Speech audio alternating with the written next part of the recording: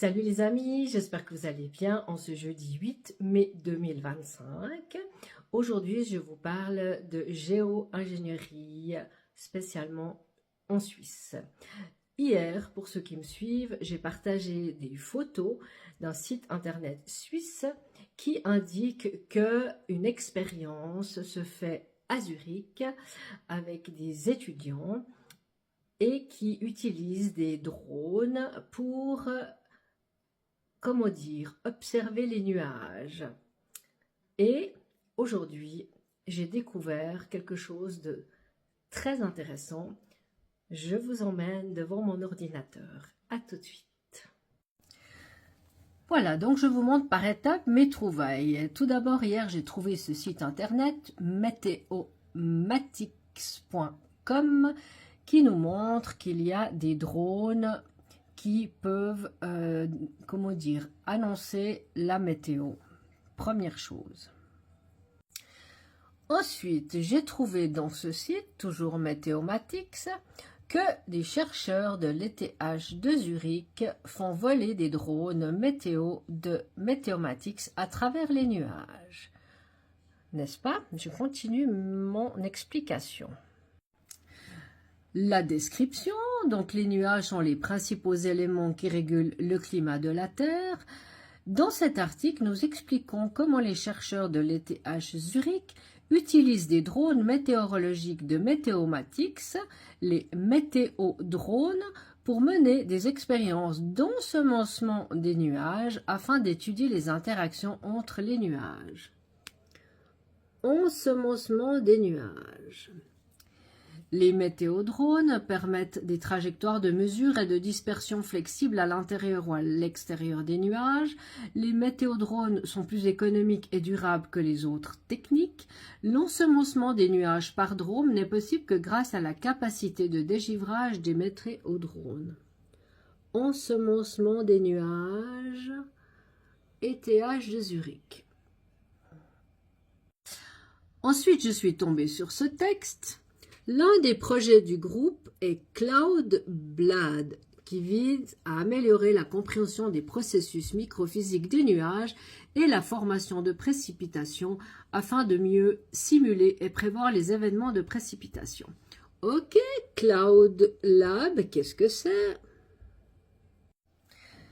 Et voilà, en cliquant sur Cloud Lab, je tombe sur cette page de l'ETH de Zurich qui nous montre une équipe avec un joli ballon et il y a cette dame qui s'appelle Ulrike Lohmann. Ah ah, intéressant. Donc, Madame Ulrike Lohmann, c'est à elle que j'avais adressé un gros dossier pour lequel je n'ai jamais eu de réponse parce que cette dame avait fait une apparition dans le film Overcast, le film suisse, sur les traces faites par les avions. Donc là, je la retrouve, mais c'est normal puisqu'elle travaille à Zurich, à l'université, et elle est responsable de tout ce qui touche à l'atmosphère. Je poursuis mon explication et mes trouvailles. Donc, en cliquant sur « Projet », je peux voir qu'ils ont des objectifs très clairs qui sont dessinés ici. Je vous invite à aller d'ailleurs sur le site cloudlab.ethz.ch. Le projet, ça c'est l'explication du début. Le projet Cloud Lab de l'ETH vise à approfondir la compréhension de la physique des nuages en réalisant des expériences d'ensemencement ciblées pour étudier le processus nuageux et la formation des précipitations à l'aide d'un ensemble multidimensionnel d'observations et de modélisation numérique. Les connaissances acquises contribueront à améliorer les prévisions météorologiques et les projections climatiques. Voilà qu'ici on a l'explication donc des drones pour l'ensemencement, n'est-ce pas, avec toute l'explication. Et ils utilisent des fusées éclairantes qui s'allument ensuite pendant le vol selon le schéma d'ensemencement souhaité. Ces fusées éclairantes contiennent de l'iodure d'argent, une particule très efficace pour la nucléation de la glace. Ainsi, nous pouvons initier la formation et la croissance des cristaux de glace que nous mesurons ensuite sous le vent grâce aux instruments de Rapier-Platz. Ici, il nous explique aussi qu'ils utilisent des ballons captifs pour pouvoir observer la température, l'humidité, etc. des nuages. Et ici, sur la page des nouvelles, nous voyons ici, le 1er avril 2025, nous sommes heureux d'annoncer que nous avons reçu un financement pour le projet Beyond Cloud Lab, la prochaine phase de recherche s'appuyant directement sur les fondations et les succès du projet Cloud Lab. Ah, mais c'est une super nouvelle ça, ils ont reçu récemment, 1er avril 2025, un financement incroyable pour pouvoir poursuivre des expériences d'ensemencement des nuages en Suisse. Intéressant, non? Je continue.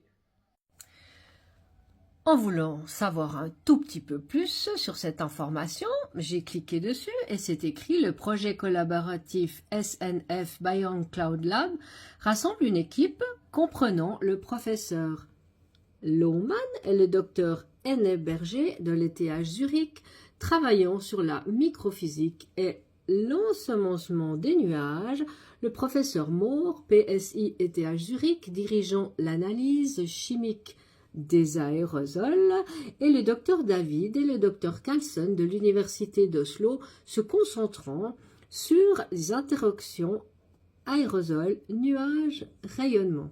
Ah ah! Tiens, et je me demande bien qui c'est qui peut bien payer ça.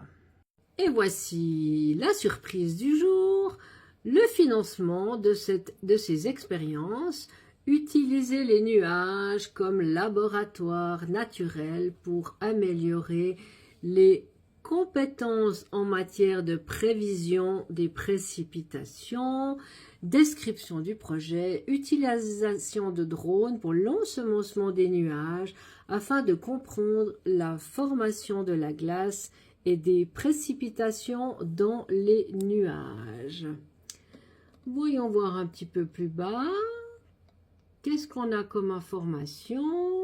La carte géographique avec la petite Suisse, n'est-ce pas? Et là, nous avons bien l'adresse du financement, n'est-ce pas? Et voilà la surprise. Contribution nette de l'Union européenne. Intéressant, non? 3 499 926 €. Et je vous montre le haut du site. Tadam! C'est pas beau, c'est ça? Voici le lien. Vous pouvez le noter, aller regarder cordis.eu/project/id/101021272. Donc, la Commission européenne finance l'ensemencement des nuages, en tout cas l'expérience qui se déroule en Suisse, pour ce montant. Voici ici un petit résumé avec les détails. Date de signature 15 mai 2021. Le début du projet 1er septembre 2021. Date de fin 31 août 2026. Financé par Excellence Scientifique, Conseil européen de la recherche. Le coût total, la contribution offerte à Zurich. Pas mal, non? La découverte du jour. Donc, en fait, la Commission européenne finance les expériences d'ensemencement des nuages en Suisse alémanique, près de Zurich, mais j'ai quand même vu que leur station se trouve près de Berne. Donc, géographiquement, c'est intéressant. Tout en sachant que à Zug, nous avons toujours l'entreprise WetterTech qui aussi analyse les nuages et traficote dans le ciel.